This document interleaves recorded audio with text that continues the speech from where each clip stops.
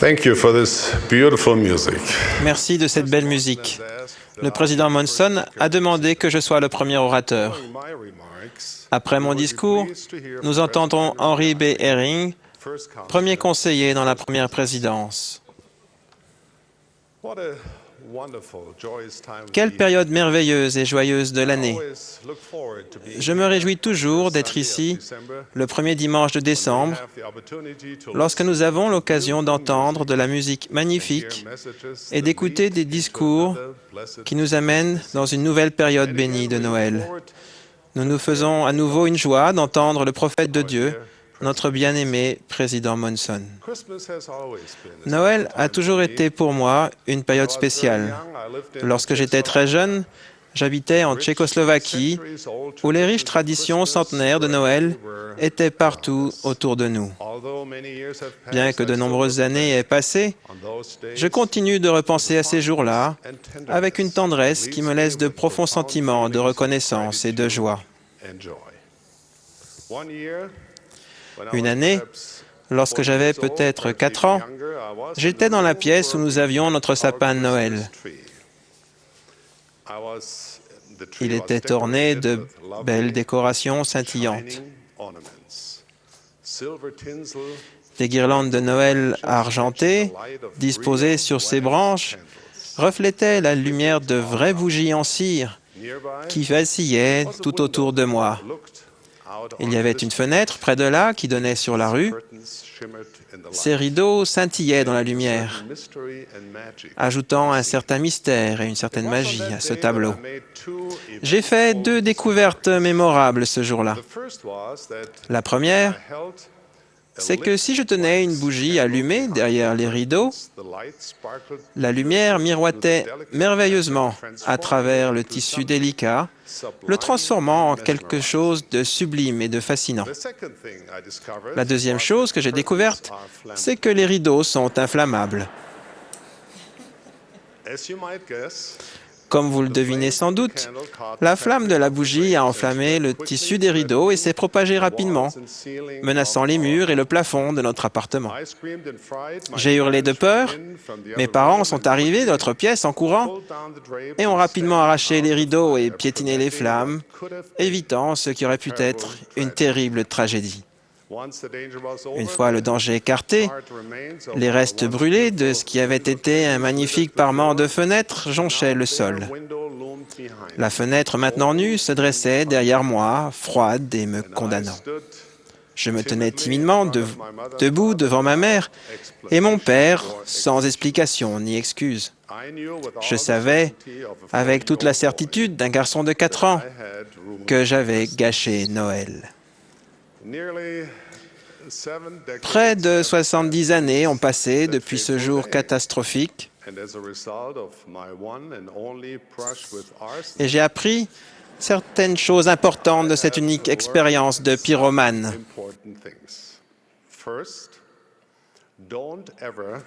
Premièrement, il ne faut jamais jouer avec le feu. Un message important avec des conséquences, aussi bien au sens propre que figuré, pour tout le monde, pas seulement pour les enfants. Deuxièmement, même si j'ai presque transformé notre appartement en un tas de cendres et de fumée, je n'ai pas gâché Noël.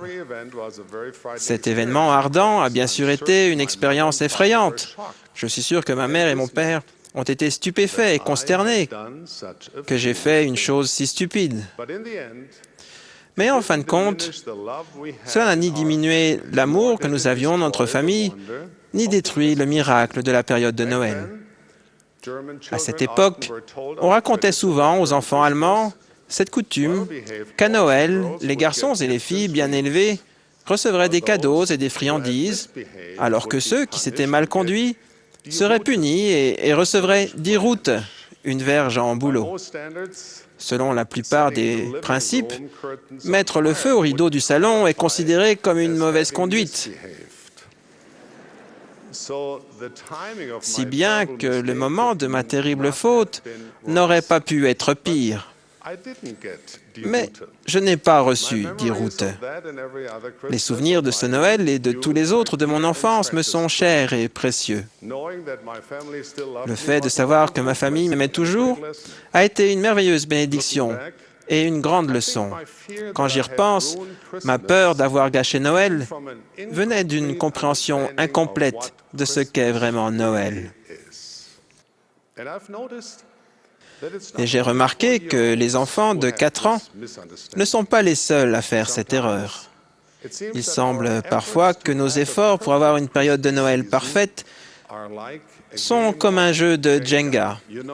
Vous savez, celui qui se joue avec de petites pièces en bois qui sont empilées en un équilibre précaire pour former une tour. Pour essayer d'augmenter la hauteur de la tour, on retire une pièce en bois avant de pouvoir la replacer au sommet de cette structure fragile. Je suis sûr que vous y avez déjà joué. Chacune de ces petites pièces symbolise les événements du Noël parfait que nous désirons si désespérément avoir. Nous avons à l'esprit l'image de la façon dont tout devrait être. L'arbre parfait, les lumières parfaites, les cadeaux parfaits et les événements familiaux parfaits. Nous désirons peut-être même recréer le moment magique dont nous nous souvenons d'un Noël passé et rien de moins que la perfection ne conviendra. Tôt ou tard, quelque chose de déplaisant se produit.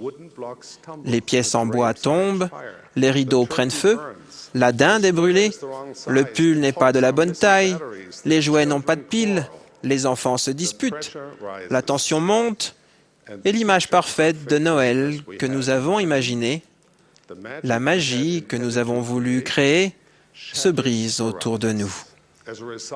Si bien que la période de Noël est souvent un moment de tension, d'anxiété, de frustration et peut-être même de déception. Mais si nous sommes seulement prêts à ouvrir notre cœur et notre esprit à l'esprit de Noël, nous prendrons conscience des choses merveilleuses autour de nous qui attireront ou ramèneront notre attention vers le sublime.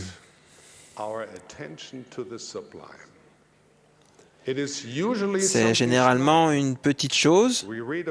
Nous lisons un verset des Écritures, nous entendons un chant de Noël sacré et nous écoutons vraiment, peut-être pour la première fois, ces paroles où nous sommes témoins d'une preuve d'amour sincère.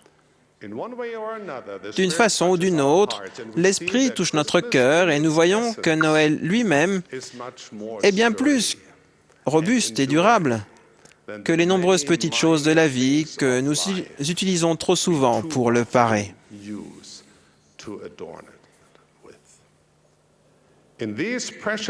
Dans ces précieux moments, nous nous rendons compte de ce que nous ressentons et savons dans notre cœur, que Noël concerne le Christ. Noël et certaines de nos chères traditions de cette période nous rappellent que nous devons, comme les rois mages, rechercher le Christ et déposer devant lui les dons les plus précieux, un cœur brisé et un esprit contrit. Nous devons lui offrir notre amour. Nous devons donner notre disposition à prendre sur nous son nom et à suivre le chemin des disciples. Nous devons promettre de nous souvenir toujours de lui, de suivre son exemple et d'aller de lieu en lieu faisant le bien. Nous ne pouvons pas lui offrir le don de la perfection en toutes choses parce que c'est un don au-delà de nos capacités, au moins pour l'instant. Le Seigneur n'attend pas de nous que nous nous engagions à déplacer des montagnes, mais il attend de nous que nous apportions en cadeau nos meilleurs efforts pour nous déplacer un pas devant l'autre, pour suivre la voie qu'il a préparée et enseignée. Et quels sont les dons du Seigneur à ceux qui sont disposés à lui apporter ces dons? C'est peut-être l'échange de dons le plus inégal de l'histoire de l'univers. Les dons du Seigneur, pour nous, sont incroyables. Commençons par l'immortalité. Puisque le Sauveur a vaincu la mort, tous les hommes et les femmes, les justes comme les injustes, vivront à jamais.